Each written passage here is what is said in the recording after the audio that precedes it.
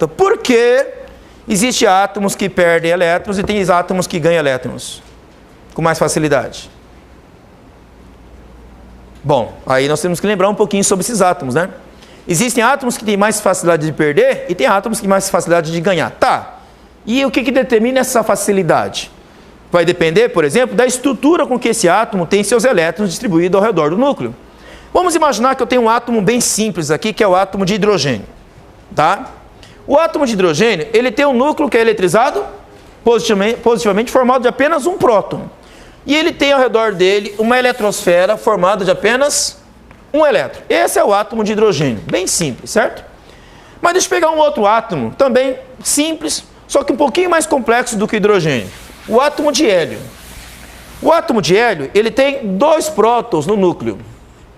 Também tem 2 nêutrons de carga nula, que para nós na eletricidade não faz tanta diferença, que é neutro, né? Já a eletrosfera é formada de 2 elétrons aqui, ó. 2 elétrons com carga negativa. Ok? Vocês notaram que eu desenhei o átomo de hélio menor que o átomo de hidrogênio? Isso tem um motivo. Por quê? Vamos pensar aqui. Quantas cargas positivas tem no núcleo? 1. Quantas cargas negativas tem na eletrosfera? 1. Então tem uma carga de cada um atraindo aqui, né? Cargas opostas, elas se atraem, certo? Mas vamos olhar o átomo de hélio. Aqui eu tenho quantas cargas positivas? 2. Aqui eu tenho uma e outra aqui do outro lado, não é? Então essas 2 cargas negativas são atraídas em direção aonde? Ao núcleo. São ou não são? Certo? Atraído desse lado e atraído desse, não é? Só que esse elétron está sendo atraído por quantas cargas positivas? Por 2. Eu tenho 2 cargas positivas atraindo esse elétron. Então a atração ela é maior.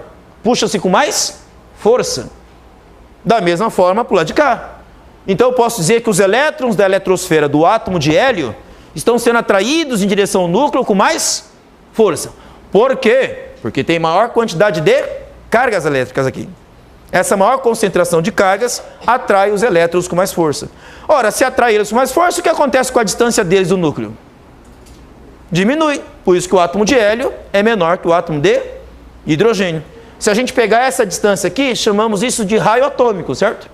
O raio atômico do hélio, ele é menor que o raio atômico do hidrogênio. Por quê? Porque a quantidade de carga elétrica aqui é maior. Então atrai com mais força.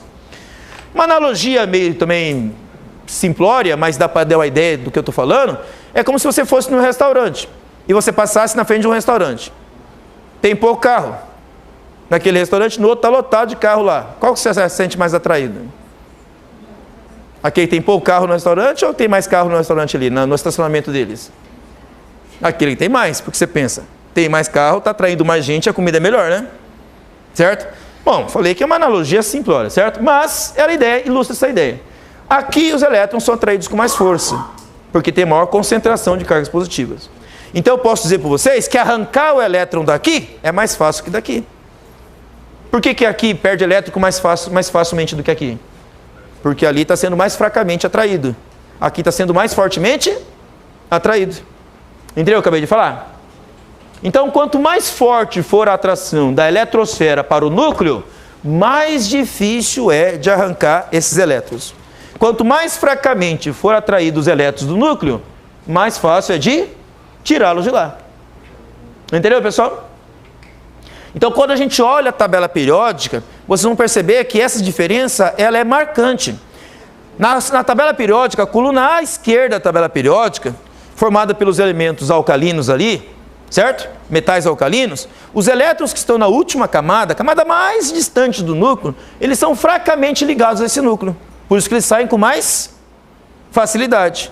Já no lado oposto, na família, por exemplo, 7A, que é a penúltima família, certo? Ok? Nós temos ali depois os gases nobres, que é a última.